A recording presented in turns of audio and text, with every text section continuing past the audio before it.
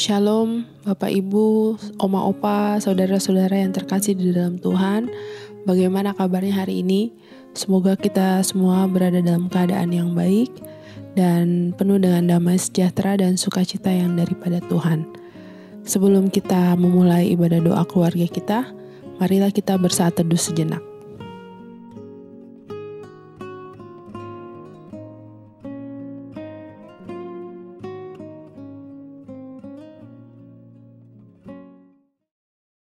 Saudara-saudara yang terkasih, beberapa minggu terakhir ini kita sama-sama berada dalam keadaan yang cukup sulit dan kita melihat banyak sekali kasus-kasus yang bertambah di Jakarta maupun di Indonesia.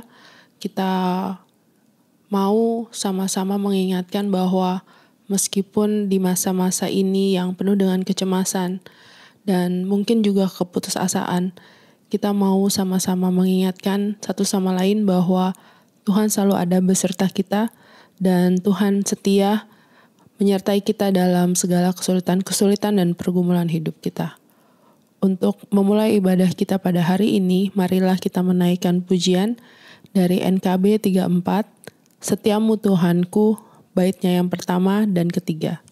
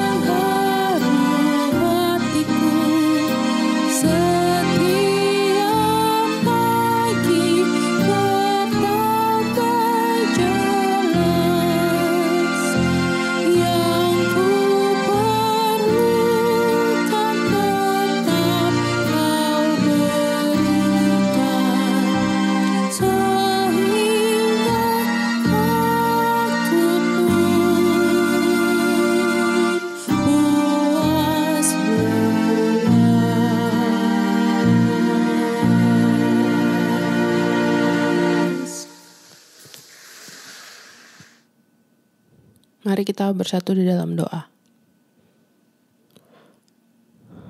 Bapa kami yang di surga, kami datang ke hadirat-Mu pada hari ini untuk mengucapkan syukur kami atas berkat dan penyertaan-Mu dalam kehidupan kami. Ampuni kami Tuhan, yang kadangkala tidak tahu bagaimana menyenangkan hati-Mu. Meskipun Engkau selalu menyertai kami, tapi kami seringkali juga keluar dari jalan-Mu. Kami lupa Tuhan bahwa kehidupan kami ini hanyalah ada di dalam tangan-Mu. Tuhan, pada hari ini kami akan mendengarkan sebagian dari firman-Mu Tuhan, dan juga menaikkan doa-doa syafaat kami. Engkau yang bukakan hati dan pikiran kami Tuhan, agar kami siap untuk menerimanya Tuhan. Terima kasih Tuhan, dalam nama anak-Mu Tuhan kami Yesus Kristus kami sudah berdoa. Amin. Bapak Ibu, Oma Opa, saudara-saudara dimanapun saja berada, kita akan bersama-sama membaca dan merenungkan firman Tuhan. Bacaan kita saat ini dari Ezra, pasal yang pertama, ayat yang pertama sampai dengan ayat yang ke-11. Ezra, pasal yang pertama, ayat yang pertama sampai dengan ayat yang ke-11. Saya akan bacakan buat kita semua. Pada tahun pertama zaman Kores, Raja Negeri Persia, Tuhan menggerakkan hati Kores Raja Persia itu untuk menggenapkan firman yang diucapkan oleh Yeremia, sehingga disiarkan di seluruh kerajaan Kores secara lisan dan tulisan pengumuman ini. Beginilah perintah Kores. Raja Persia, segala kerajaan di bumi telah dikaruniakan kepadaku oleh Tuhan, Allah semesta langit. Ia menugaskan aku untuk mendirikan rumah baginya di Yerusalem yang terletak di Yehuda.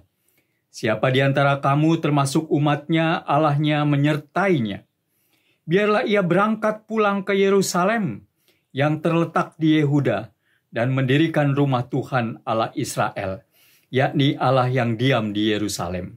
Dan setiap orang yang tertinggal dimanapun ia ada sebagai pendatang, harus disokong oleh penduduk setempat dengan perak dan emas, harta benda dan ternak, di samping persembahan sukarela bagi rumah Allah yang ada di Yerusalem.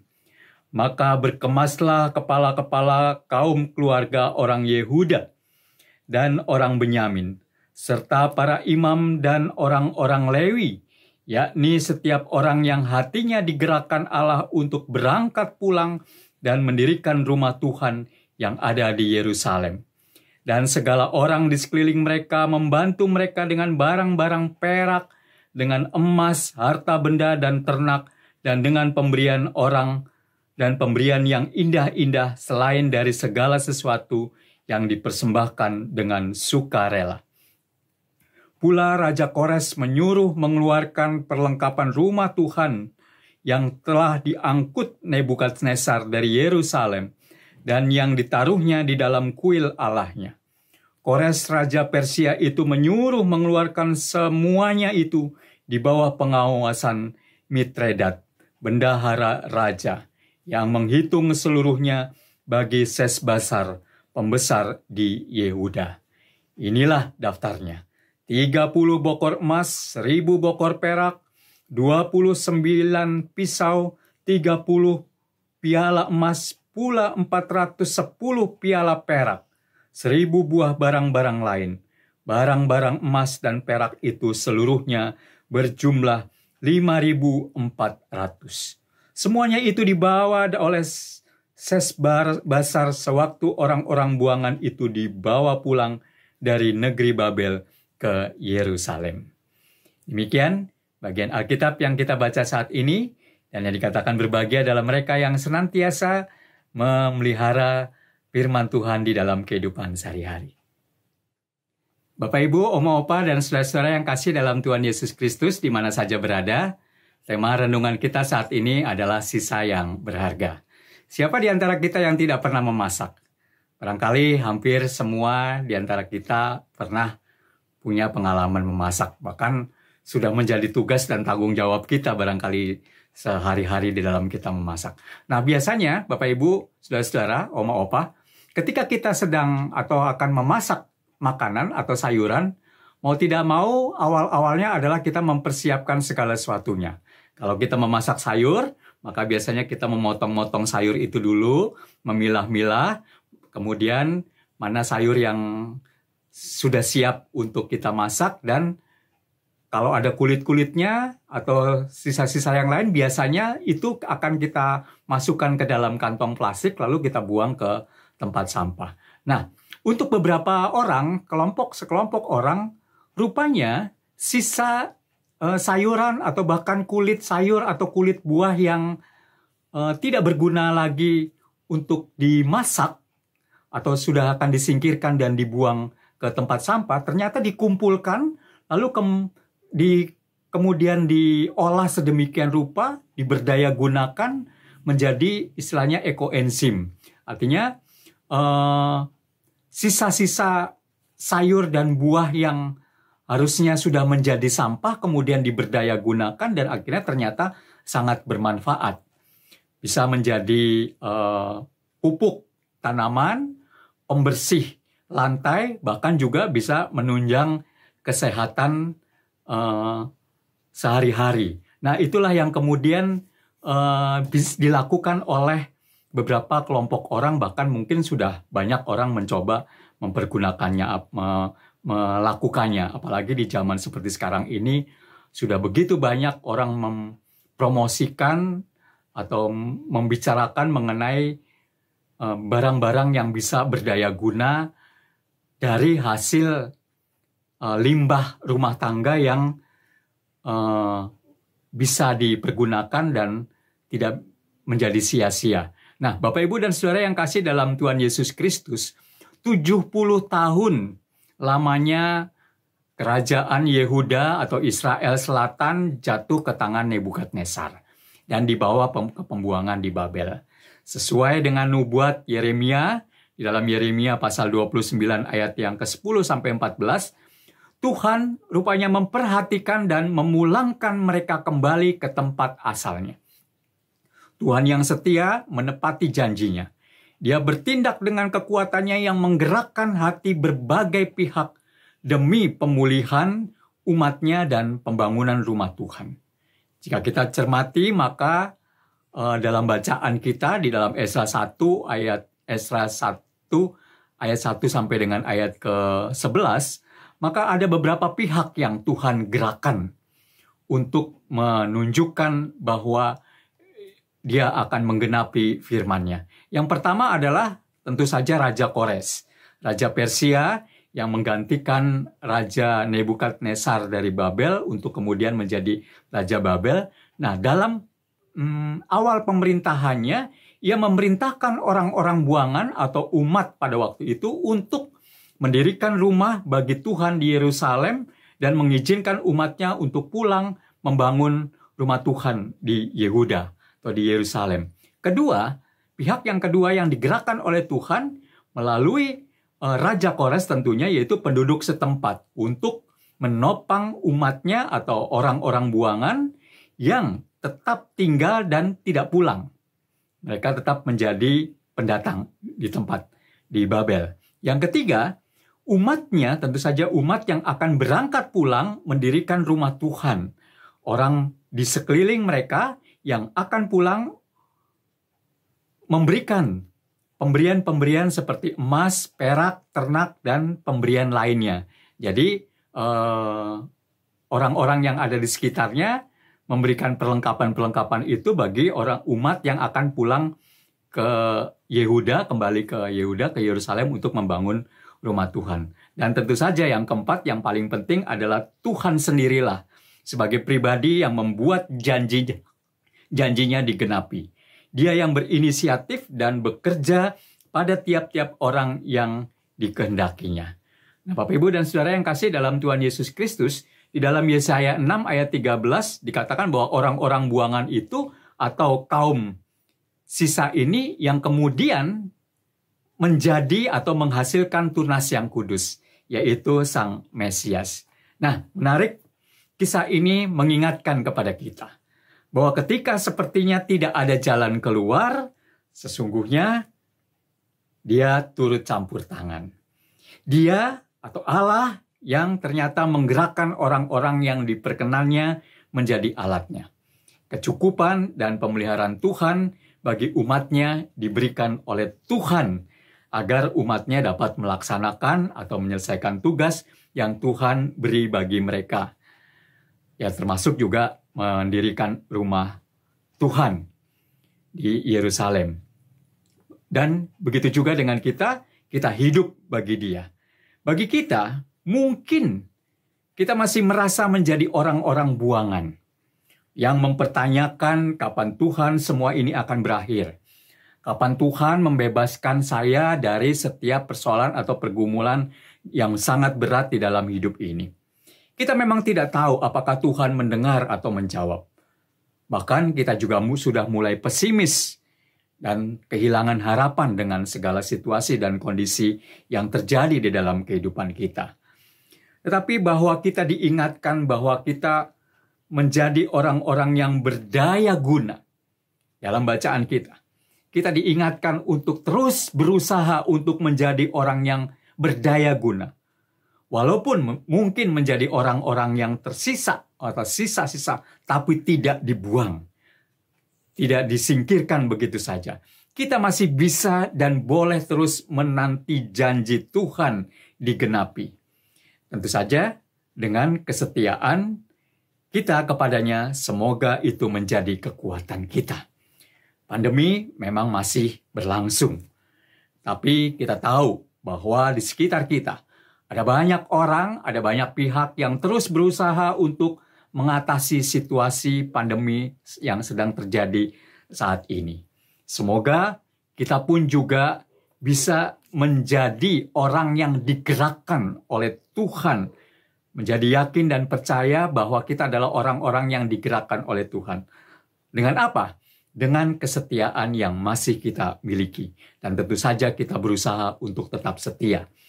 Dan itu bisa kita buktikan ketika kita setia untuk menjaga progres, menegakkan disiplin protokol kesehatan, dengan segala aturan yang harus kita lakukan. Termasuk juga ketika kita harus menjaga kebersihan kehidupan kita. Dan ini saja tidak mudah.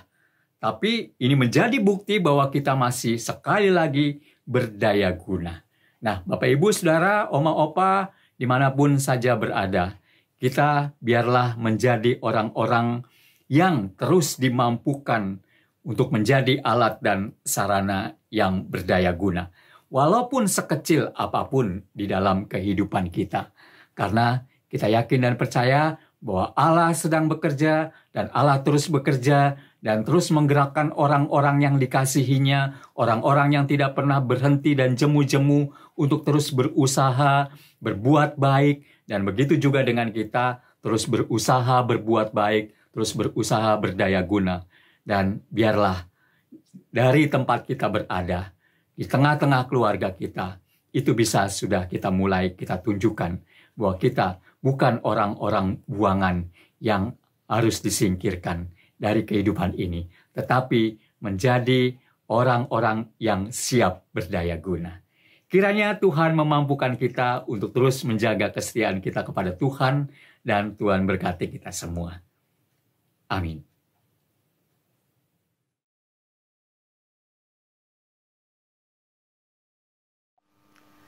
Selamat pagi Bapak Ibu dan saudara-saudari yang dikasihi oleh Tuhan kita Yesus Kristus.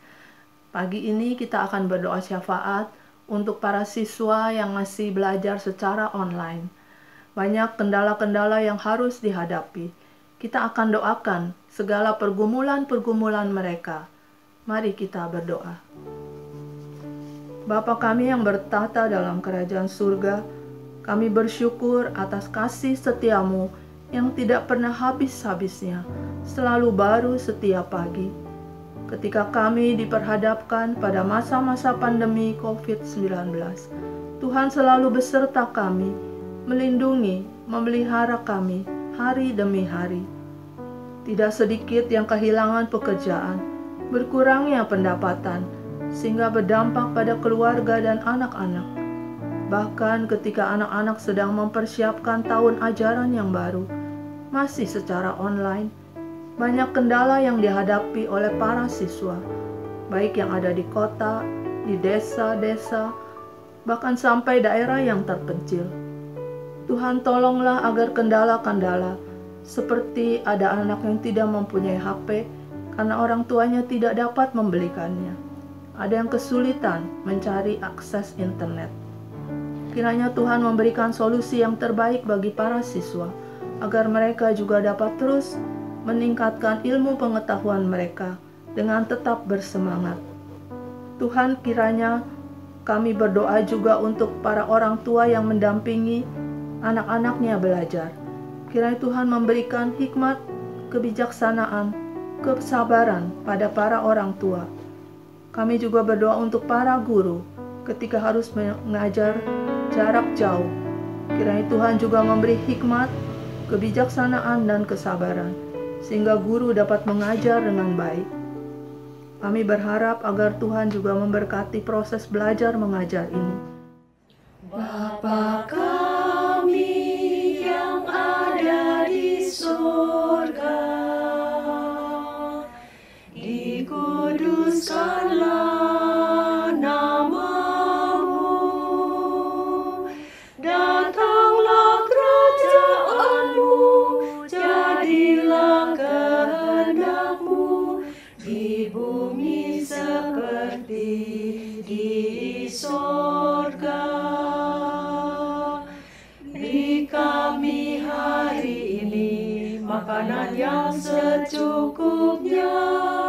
Ampuni salah kami, seperti kami ampuni yang bersalah pada kami.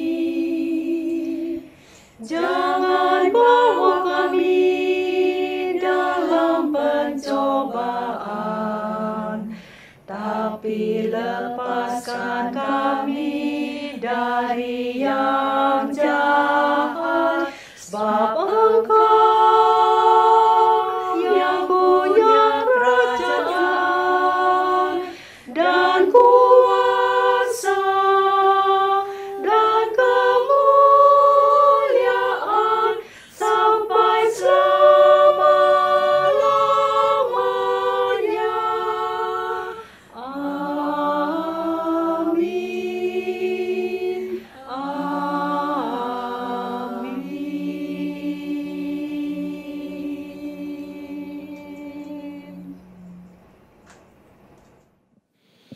Saudara-saudara yang terkasih, kita sudah mendengarkan firman Tuhan dan kita juga sudah menaikkan doa-doa syafaat kita.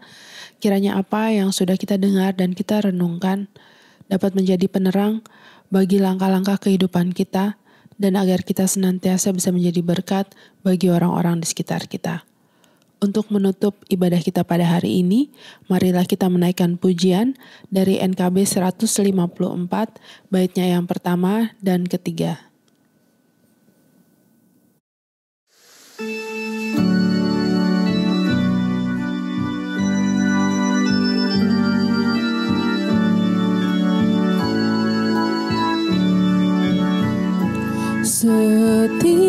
Setialah, setialah selama hidupmu. Ikuti jalan Tuhanmu dengan tetap teguh. Meski penuh derita di dalam dunia,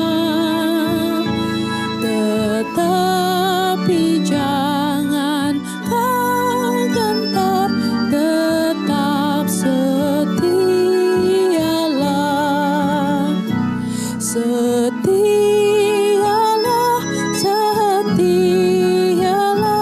menjadi hamba-Nya. Meski besar rintanganmu, tetap percayalah. Selalu kau dibimbing ke air yang tenang, kelak mahkota milikmu di sorga yang terang.